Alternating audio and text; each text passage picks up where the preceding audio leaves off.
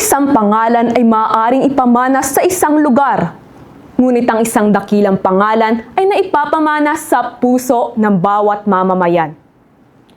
Bilang isang kabataang Quezonian, naniniwala akong ang pag-unlad ay tunay na makabuluhan lamang kung ito ay nakaugat sa ating kasaysayan at pagkakakilanlan.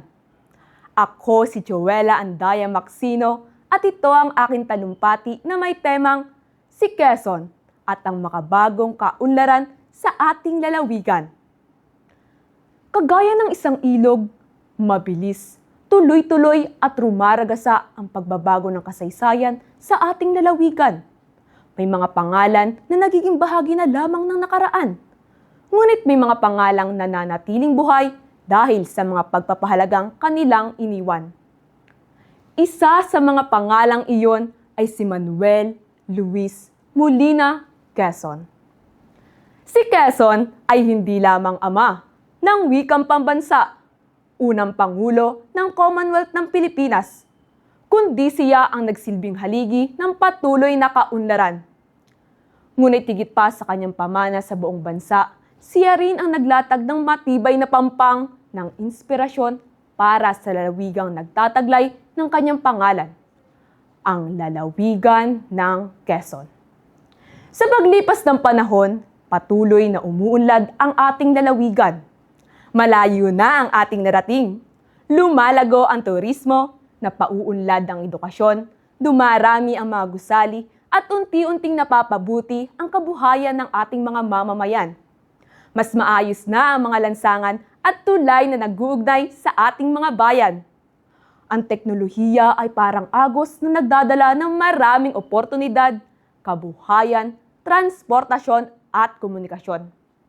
Mula sa ating mga kabundukan at baybayin hanggang sa malalawak na niyugan, makikita ang sipag at pagkakaisa ng mga Quezonian. Ngunit ano ang saysay ng pag-unlad kung unti-unti namang natatangay ng agos ang ating pinagmulan? Walang saysay ang matatayag na gusali kung mababa ang ating pagpapahalaga sa katapatan. Walang saysay ang mabilis na teknolohiya kung nawawala ang ating malasakit sa kapwa. Walang saysay ang pagdagsa ng mga turista kung hindi natin pinangangalagaan ang ating kalikasan, kultura at mga pamanang ipinagmamalaki ng ating lalawigan. Mga kababayan, ang tunay na kaunlaran ay hindi lamang nakikita sa ating kapaligiran. Ito ay nararamdaman sa paraan ng pamumuhay ng bawat Quezonian. Ang pinakamagandang pagpupugay ay hindi lamang ang paglalagay ng kanyang pangalan sa ating lalawigan o ang pag-alaala sa kanyang mga nagawa. Ang tunay na pagpupugay ay ang pagpapatuloy sa kanyang mga adhikain. Bilang mga tagapagmana ng pamana ni Manuel L. Quezon, dapat nating tiyakin na ang ating pag-unlad ay hindi lamang nakikita sa mga konkretong gusali at makabagong teknolohiya, kundi sa mga mamamayang may disiplina, malasakit at pagmamahal sa bayan. Sapagkat ang isang maunlad na Quezon ay hindi lamang mayroong matitibay na tulay at malalapad na kalsada. Ito ay mayroong matitibay na prinsipyo, mayamang kultura, ligtas na kalikasan at mga mamamayang nagkakaisa para sa kabutihang panlahat. Kaya't sa ating henerasyon, tayo ang magiging kasunod na tagapagdala ng kanyang pangarap. Tayo ang magsusulat ng panibagong kabanata ng kasaysayan.